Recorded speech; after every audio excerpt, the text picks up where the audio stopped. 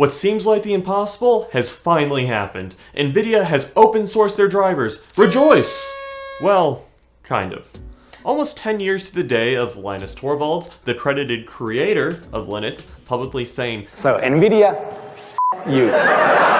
Nvidia has seemingly caved into public pressure and open sourced their drivers under a dual GPL/MIT license. In a nutshell, what this essentially means is that machines running Linux can make better use of Nvidia's GPUs. However, only the publicly released driver for data center hardware is considered complete, or production ready, as those in the industry refer to it as. GeForce and Workstation drivers for Nvidia GPUs are publicly open sourced as well, but they are currently rather incomplete and considered in an early alpha stage. To give you an idea, at the time of writing, the open source drivers for GeForce and Workstation don't even have the ability to support displays, which is kind of important. But Nvidia has said they will continue to work on the incomplete drivers, so it's only a matter of time before those will be usable. As to why Nvidia suddenly made this move, one can really only speculate.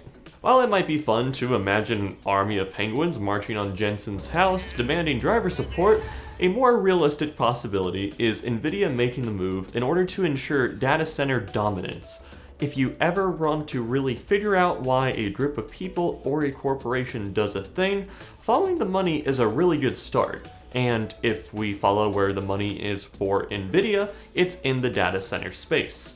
In case you don't know, that's where a bulk of Nvidia's profits come from, and to their credit, on the enterprise and data center level, Nvidia has put out some absolutely groundbreaking, amazing technologies the last 10 years, driving them to a market cap higher than both rivals AMD and Intel combined. So open sourcing the drivers, and especially having the enterprise level drivers complete first, signals pretty hard that Nvidia is moving to keep their dominance, as its competitors have been slowly gaining ground. By open sourcing their drivers, it will allow Nvidia's enterprise clients to tap into the latest technology offered by Nvidia, as well as trying to make AMD seem like a less viable option to both existing and prospective accounts. Trickling down to the enthusiast and consumer side of things, we of course benefit from this as well.